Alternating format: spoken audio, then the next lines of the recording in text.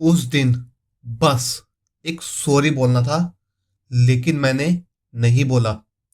और आज 5 साल बाद वो एक शब्द मेरी जिंदगी का सबसे बड़ा पछतावा बन चुका है।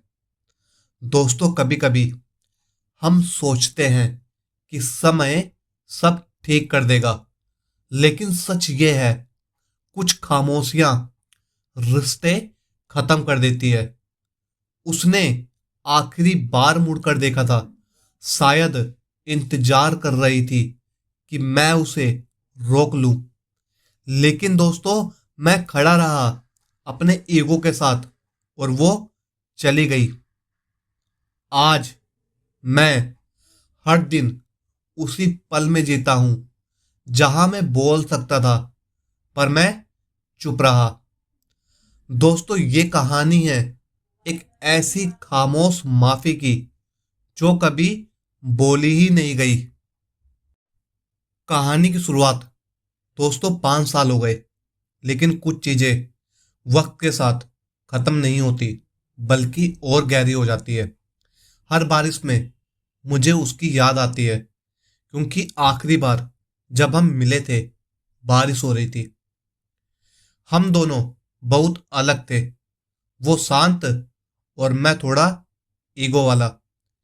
एक दिन प्रिया बोली, तुम कभी सॉरी बोलते भी हो? मैंने कहा, जब गलती होगी तब बोलूंगा।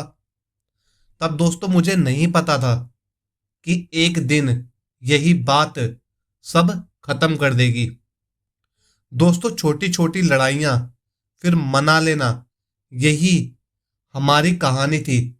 लेकिन हर बार वही झुकती थी। दोस्तों, एक दिन प्रिया ने कहा, हर बार मैं ही माफी क्यों मांगू? मैंने कहा, क्योंकि गलती तुम्हारी होती है। प्रिया ने कहा, नहीं, इस बार नहीं। दोस्तों, इस बार वो सच में आती। उसने मैसेज किया, लेकिन मैंने ईगो में रिप्लाई नहीं किया। सोचा वो खुद आ जाएगी। दोस्तों, एक दिन प्रिया ने कहा, बस एक बार बोल दो कि तुम्हें फर्क पड़ता नहीं है। मेरे पास शब्द थे, लेकिन ईगो ज्यादा पड़ा। प्रिया ने कहा, ठीक है, अगर तुम चुप रहना चाहते हो तो यही सही। दोस्तों, वो मुड़ी। एक बार शायद इंतजार कर रही थी कि मैं उसे रोकूं, लेकिन दोस्तों, मैं चुप रहा।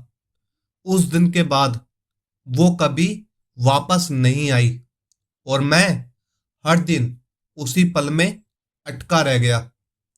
जब मेरा ईगो ठंडा हुआ, तब तक बहुत देर हो चुकी थी।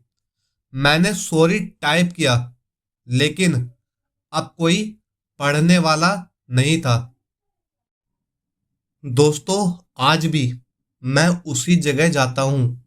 शायद वो मिल जाए, या शायद मैं खुद को माफ कर पाऊं। पर कभी कभी एक शब्द पूरी जिंदगी बदल देता है, और कभी कभी उसी एक शब्द की कमी सब कुछ खत्म कर देती है। और दोस्तों, अंत में सिर्फ इतना कहूंगा, अगर आपकी जिंदगी में कोई ऐसा है जिससे आप सॉरी कहना चाहते हैं, तो इंतजार मत कीजिए, क्योंकि हर कहानी को दूसरा मौका नहीं मिलता। दोस्तों, मैं माफी मांग सकता था, पर चुप रहा, और वही मेरी सबसे बड़ी गलती बन गई।